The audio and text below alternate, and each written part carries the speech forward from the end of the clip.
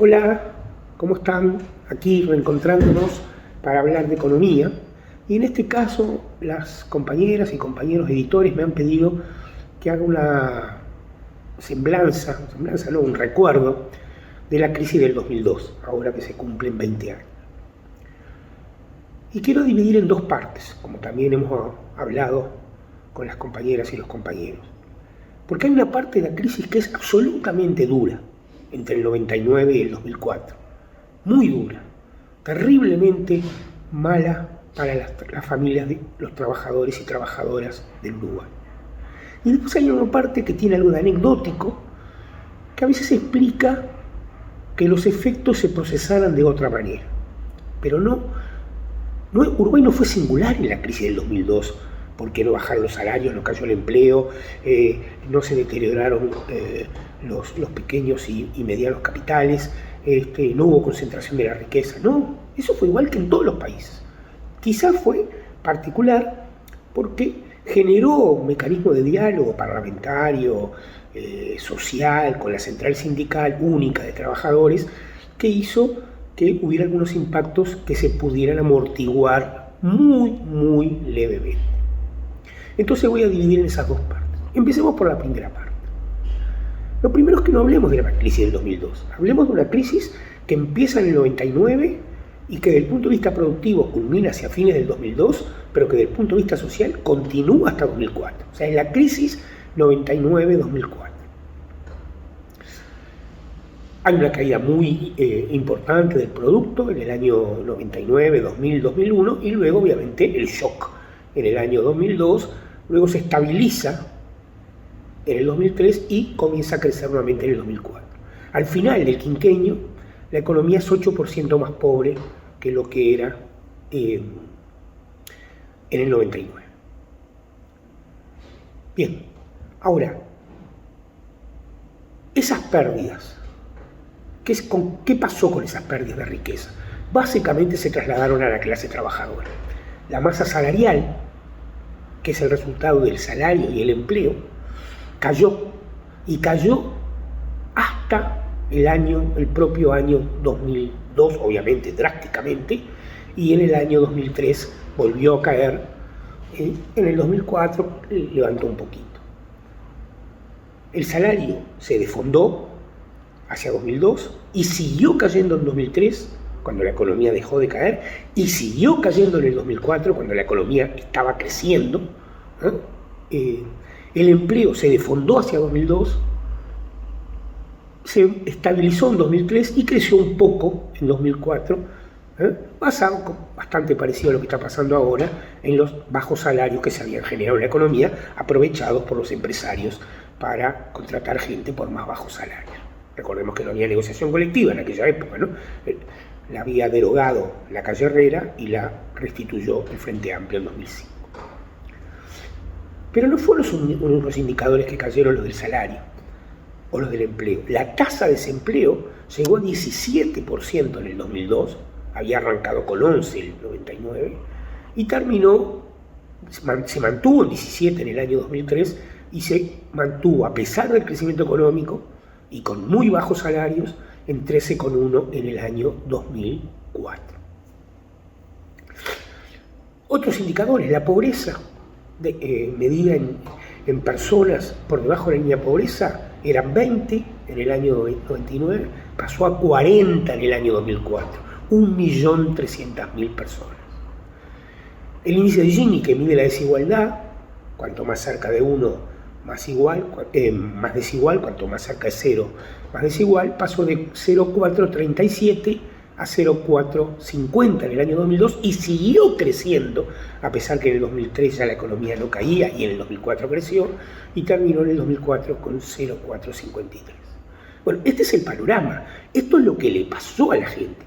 El doble de pobreza, una desigualdad mucho mayor, un salario real en picada, un empleo que recién en el 2004 empezó a recuperar un poco y por ello cayó un poco la tasa de desempleo, y agregó que el salario mínimo bajó 25% entre el año 99 y 2004, mientras, como dije, el producto quedó solo 8% por debajo del 99 y habiendo crecido levemente en el 2003 y 5% en el año 2004. Entonces, esto es lo primero que yo quería comentar. La crisis del 2002 fue de enormes perjuicios para los sectores económicamente más vulnerables, para los trabajadores asalariados, para los cuentapropistas, para las pequeñas empresas que vendían para el mercado interno, para las personas que tenían depósitos en los bancos luego del crack bancario. Bueno, todas las personas, mayoritariamente las personas, perdieron poder de compra. Una crisis muy concentrada en el sector asalariado, mientras que la economía empezó a crecer y no tuvo en aquel momento ningún efecto, ni en 2003 ni en 2004. Por el contrario, los salarios reales siguieron cayendo, la pobreza siguió cayendo y la desigualdad siguió creciendo. Así que lo primero que tenemos para recordar de la crisis del 2002 es que de los peores momentos que vivió la economía uruguaya, de los peores momentos que vivió la clase trabajadora, de los peores momentos que vivieron los hogares de menores ingresos, que fueron absolutamente socializadas las pérdidas y fueron absolutamente ejecutados, digamos, con una política económica muy dura. No hubo políticas compensatorias. Por allí hubo una asignación familiar para los no contributivos, pero podría decir, bueno, pero eso era parecido a lo que el Frente luego incorporó en el plan de equidad con la asignación familiar, plan de equidad. No, porque la asignación familiar, plan de equidad fue para todos los sectores que no accedían a la asignación familiar histórica. Esto fue para un pequeñito grupo, muy pequeñito, de sectores muy, muy marginados económicamente y con una partida absolutamente suficiente. O sea, no se hizo nada. No hubo políticas de contención hacia las empresas que se fundían, a los sectores que les iba mal. Bueno, como dije, la política salarial fue de que el salario real cayera sin ninguna discriminación, todos debían caer, les vaya peor, les vaya mejor, no importa, el salario tenía que caer, y ninguna política de contemplación o de compensación para los aspectos de empleo. O sea, una crisis económica que fue fundamentalmente volcada sobre las espaldas de las trabajadoras y los trabajadores, y que no hubo ninguna política compensatoria para evitar los enormes y regresivos efectos de esta crisis de 1999 a 2004. Así que termino esta primera parte contando la crisis que hemos vivido. Quiero ahora contar 3 experiencias de las que me tocó participar. Yo era en ese momento director del Instituto Cuesta Duarte, del PCDT, desde el año 95 estaba en ese cargo, lo fui hasta 2005, cuando me integré al Ministerio de Salud Pública.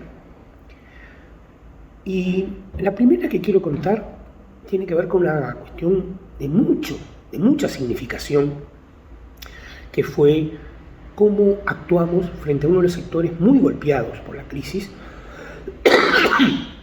Disculpas, todos los sectores fueron muy golpeados, pero el sector salud mutual fue muy golpeado porque, bueno, hubo una gran crisis económica, la gente perdió su empleo, al perder el empleo dejó de tener la cobertura de lo que en aquel momento se llamaba DICE, la gente que pagaba de su bolsillo no pudo pagar más, entonces el sistema se desmoronó y ya en 2001 empezaron a caer mutuales.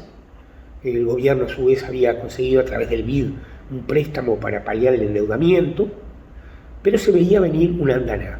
Cierra Semeco, una mutual, y en el momento que cierra Semeco, nosotros comenzamos a analizar el punto y vemos que se viene una debacle, se viene un dominó de mutuales.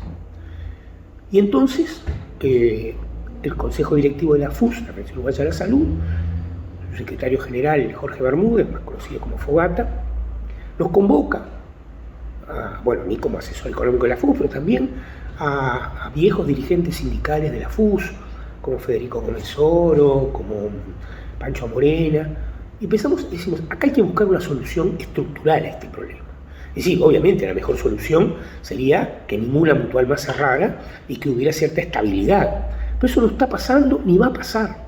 Hay que lograr reducir los daños que va a generar este impacto. Y entonces nos propusimos algo que hasta hoy es muy reconocido en el sistema de salud por los trabajadores, que de hecho se usó en parte cuando la cierre de Casa de Galicia ahora, que era, es decir, cuando una mutual cierra, nosotros tenemos que garantizar cómo los afiliados se redistribuyen, porque no van a quedar sin salud, bueno, algunos podrán ir para el sistema público, pero mayoritariamente, lo dice, van a ir a otra institución de asistencia médica colectiva. Y los que pagan su cuota de bolsillo, también.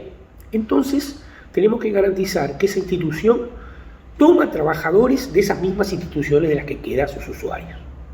Y le llamamos a esto plan de fortalecimiento de la institución de asistencia médica colectiva o algo así, pero vulgarmente se conoció como el plan B, obvio, porque el plan A era que no cerrara ninguna mutual y para eso íbamos a luchar también.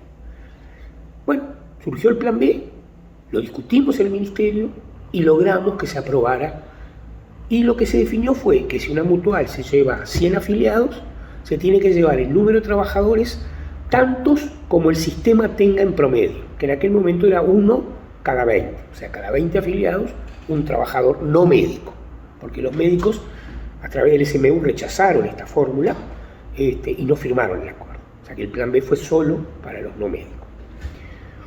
Y así se hizo, bajo modalidades diferentes. En algunos casos fue todos los trabajadores a una mutual, otra fue todos los trabajadores a varias mutuales, otras fueron acuerdos de diferente tipo, pero se garantizaron entre 3 y 4 mil puestos de trabajo que no digo que se hubieran perdido, porque siempre las instituciones tienen que tomar a alguien, pero no hubiera sido mucho mayor el daño económico, salarial y laboral para los trabajadores. Yo creo que esta fue una experiencia típica de un movimiento sindical que cuando ve venir los problemas toma partido en la lucha, pero también haciendo propuestas como esta del Plan B.